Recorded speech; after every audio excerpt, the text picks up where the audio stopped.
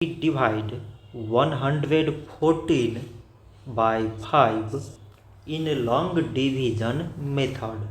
So 5 times 2 is 10. On subtracting we get 1. So now we put down this 4 and it is 14.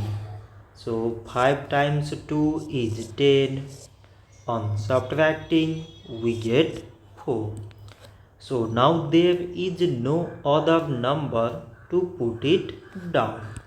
So we take here decimal, so that we put 0.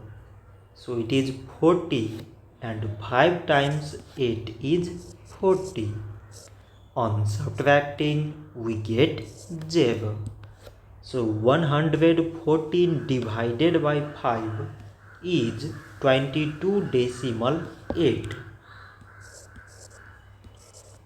So this much for today and thanks for watching.